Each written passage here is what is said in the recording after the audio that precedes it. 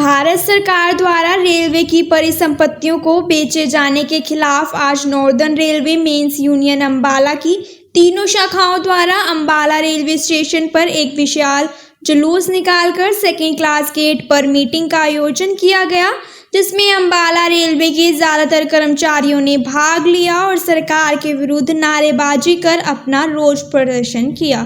मंडल सचिव CS बाजवा की अगुवाई में ये प्रदर्शन किया गया। बाजवा ने कहा कि ये प्रदर्शन सरकार द्वारा किए जा रहे निजीकरण के खिलाफ किया जा रहा है। अंबाला मंडल सचिव CS बाजवा ने बताया कि भारत सरकार निजीकरण अभियान के तहत रेलवे के 400 railway station, 673 kilometre dedicated freight corridor, 15 railway stadium, 14 kilometre OHE track सामग्री, 90 पैसेंजर ट्रेन, भारतीय रेलवे कॉलोनी, 256 गुड शेड, 4 पर्वतीय रेलवे और 741 किलोमीटर रेलवे का ट्रैक शामिल है को बेचने के विरुद्ध आज इस मीटिंग का आयोजन किया गया है। उन्होंने कहा कि सरकार के इस फैसले से रेलवे कर्मचारी डरने वाले नहीं हैं और ना ही हम रेलवे की परिसंपत्तियों को किसी भी कीमत पर निजीकरण होने देंगे और ना ही पूंजीपतियों के हवाले होने देंगे, क्योंकि रेल बचेगी तभी देश बचेगा। इसके साथ ही अगर सरकार जल्दी फैसला नहीं रोकती तो All India Railway Men's Federation के आह्वान पर बड़े आंदोलन पर जाने के लिए हम तैयार हैं। इसकी जिम्मेदारी भारत सरकार की होगी।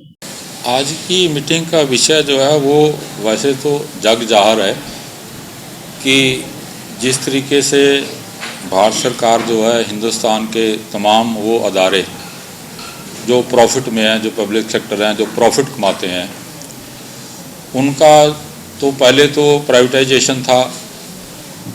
और अब एक नया जो है वर्ड आ गया मुद्रीकरण, मोनेटाइजेशन। अब उसके ऊपर जो है रेलवे का भी बहुत बड़ा हिस्सा उसमें लिया जा रहा है, जिसमें कहा जा रहा है कि 1,56,428 करोड़ जो है वो मुद्रीकरण करके जो है वो भारतीय रेलवे से जो है इकट्ठा करना। और उसमें जो इन्होंने जो ली हैं मोटी मोटी जो चीज़ें ली हैं, उसमें आप देखें कि 400 रेलवे स्टेशन है,